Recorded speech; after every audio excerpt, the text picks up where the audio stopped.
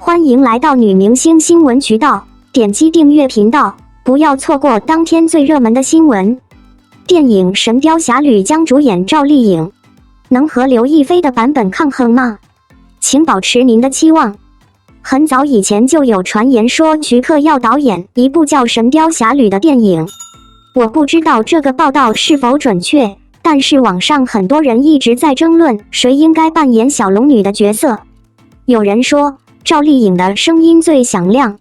神雕侠侣》曾多次改编成电视剧，最受观众喜爱和认可的小龙女只有两个，分别是内地的刘亦菲和香港的李若彤。这两个小龙女都不是别的地方来的。赵丽颖演绎的小龙女会不会比刘亦菲更成功？内地四小花之称的赵丽颖自出道以来，出演了从《南越王》到《楚乔传》等不下20部古装剧。她最近的角色是楚乔传。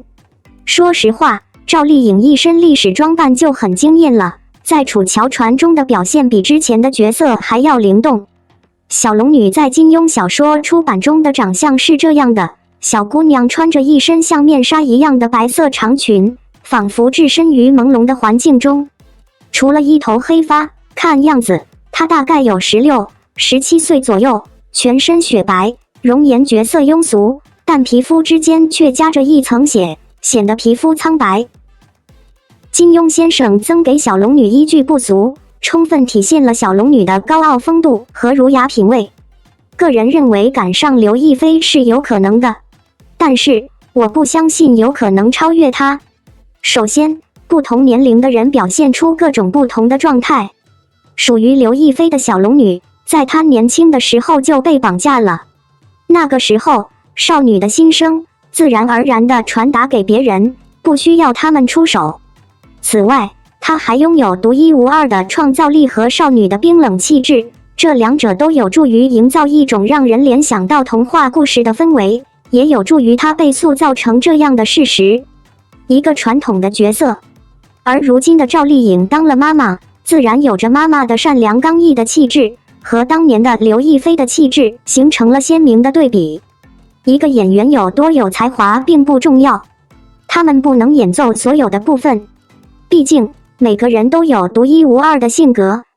和外表，更不用说他们独特的内在运作和外在表现了。毫无疑问，赵丽颖是一位非常有才华的女演员。她的长相妩媚可爱，尤其是一双大大的眼睛，更是充满了灵气和甜美。当然，通过对形象的精心操纵，她有可能发展成为一个成熟而聪明的美女。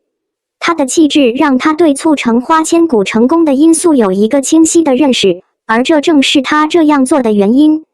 她是唯一的选择，无论我们是否根据她的外表、气质或长度来评判她。换一种说法，就算是刘亦菲这个角色，估计也不会有一个风靡全国的花千骨。同样的，刘亦菲自己也有一种脱俗的美，有点凄凉，却又是一种别样的美。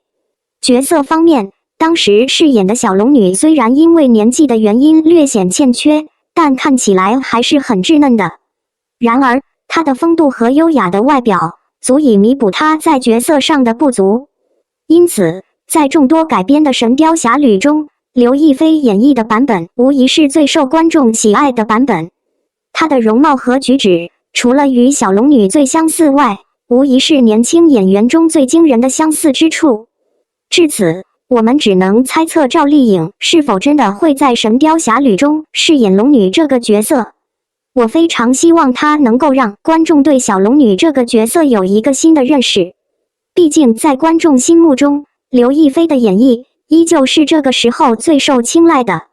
不过，我还是很期待赵丽颖能够角逐这个角色的。当然，她不需要担心自己的行为不当，毕竟陈妍希就是站在她面前的龙装小女孩。赵丽颖新剧的新片名引发了不小的争议，网民的共识是，他们完全没有兴趣看。本尊的反应很容易理解。赵丽颖主演的电影《野蛮生长》近日正式更名为《风吹半夏》，引发不少争议。很多人认为《野蛮生长》这部剧非常棒。很抱歉，做一个这么明显的伪君子，但我已经没有再看的欲望了。有网友直呼太明显，说明该剧是赵丽颖又一重头戏，这是小编完全没有把握的。这最初是为了成为女主角的戏剧性动机。该剧以安奈的小说《不得往生》为基础，讲述了许半夏在改革浪潮中不屈不挠，成长为女强人的故事。许半夏的故事主要围绕主角展开。我的观点是，没有什么是应该避免的。我无法理解针对她的批评背后的动机。之所以如此，是因为很多人认为赵丽颖只会在剧中饰演女主，这更加固化了人们对她在角色中的表现的保留。颖宝确实演过不少女主剧，比如《陆贞传奇》中的陆贞，《陆贞传奇》中的陆贞，虐剧中的陆贞，花千骨。看看赵丽颖演过的作品，颖宝也演过不少女主剧。女主角具有花千骨和楚乔传，她们在楚乔传中负责四方之死，引起了如此大的争议。近年来，以强势女主为主角的励志剧也受到好评，比如今年至今在网络上热播的小说《幸福到万家》中的何幸福，就是一个不加掩饰的英雄人物角色。从横店崭露头角的收视女王赵丽颖的演技得到了很多人的认可，也获得了大量主流机构颁发的奖项。她是一个非常有动力的女演员，在1985年以后出生的小花中享有很高的声誉。替代的概念在这一类角色中根深蒂固。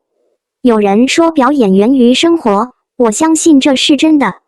赵丽颖对这种角色的驾驭能力很强，颇受大众好评。有人可能会争辩说，她是最近流行的一种。客观地说，虽然都是主力女主剧，但人物性格都各不相同，有着独特的发展轨迹。你没必要这么挑剔。比起其他演过滋补偶像剧的小花，赵丽颖已经是一股清流了。除此之外，这也意味着会有一些节奏。比如这2年，赵丽颖开始拍悬疑剧《谁是凶手》，她的代入感很强，不是英雄，但她确实有时会扮演反派角色。被问到除了演大女主有没有做过什么，赵丽颖的回答极其直接，表示虽然不符合大女主的要求，但最近交出来的都是这种类型，她不知道如何解决它。事实上，赵丽颖只是一个演员，剧本的选择并不仅仅基于她的喜好。对她来说，在她的所有角色中都表现出色是最重要的。偷看这部剧给我的印象是，它非常前沿且制作精良，每个演员对他们都有一种愉快的整体感觉，并且穿着非常舒适的衣服。欧豪、李光洁、刘伟、柯蓝、任重、冯嘉译等知名演员，还有王劲松都有望参与，所以我觉得这个项目不会太成功不良。又一部由赵丽颖主演的电视剧已经宣布开播，演员阵容仍然很棒，准备取代《谢谢你医生》。如果回顾今年暑期，一部由内地实力派导演郑晓龙经典代表作有电视剧《甄嬛传》、《金婚》、《北京人在纽约》等，与刘雪松、姚远联合执导。知名编剧赵东玲老师经典代表作有电视剧《警察荣誉》、《红高粱》、《叶落长安》等。鼎力执笔，赵丽颖、刘薇、唐曾领衔主演，罗晋特邀出演，曹征、张可盈、张喜前、池鹏、冯雷、林思义、刘衍辰、钱杰、马新墨、宋元甫、辛鹏等联袂主演的当代乡村情感励志剧《幸福到万家》首播于6月29日已完结，可谓给不少观众留下了非常深刻的印象。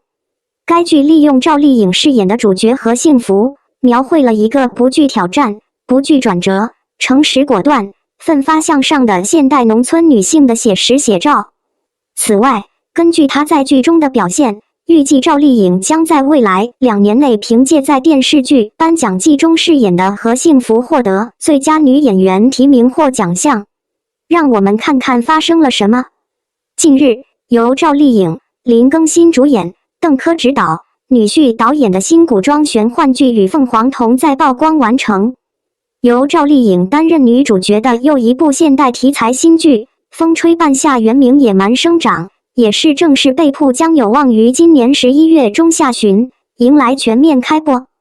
据了解，电视剧《风吹半夏》原名《野蛮生长》，是一部由内地知名导演傅东育经典代表作有电视剧《医者仁心》《国门英雄》《破冰行动》《冰与火》等，与毛威联合执导，实力编剧张挺经典代表作有电视剧《孔子春秋》《四世同堂》《海上孟府》等，鼎力执笔，赵丽颖、欧豪、李光洁领衔主演，刘威、柯蓝、任重、冯佳怡、王劲松、孙谦、黄登登、宋茜、王晰、黄奕薇、尤静茹、林鹏、郝平等联袂主演的年代创业励志剧。该剧的阵容无论是编剧还是男女主角，与赵丽颖之前的现代话剧《幸福到万家》相比，都堪称一流。而且该剧也是作为中国国家话剧院1级演员，曾荣获第10届中国电影华表奖优秀男演员奖的老戏骨。刘威老师经典代表作有电视剧《三国演义》、一年又一年、尘埃落定、平凡的世界等继幸福到万家后与赵丽颖的再次荧屏合作。还需要注意的是，根据最新消息，央视8套黄金剧即将在《谢谢医生杨幂、白宇主演首播后，即刻首播电视剧《吹半夏》。一时间，这个消息也引起了极大的关注。另外，值得一提的是，根据最新爆料，预计电视剧《风吹半夏》届时或将有望接档《谢谢你医生》杨幂、白宇领衔主演，上星央视8套黄金档首播的消息，也是一度引发强烈关注。这意味着《谢谢你医生》将在11月17日被另一部剧取代。《风吹半夏》原名《野蛮生长》，是一种入侵植物，可能会占领世界。毕竟，该剧从今年8月就已经获准转播，拿到了发行牌照。据报道，电视剧《风吹半夏》改编自著名女作家安奈的小说《不重生》，将主要讲述该剧主人公徐半夏赵丽颖式的悲惨早年，甚至在年轻时就学会了冒险，战斗到最后的坚韧。在国民经济蓬勃发展的同时，徐半夏正在走向男性主导的钢铁行业的顶峰，不断突破行业商业潜力的极限，并最终获得回报，讲述了他理想的事业和美好爱情时代的创业斗争。还值得注意的是，野蛮生长更名为风吹半夏的原因，比名字所暗示的还要犀利。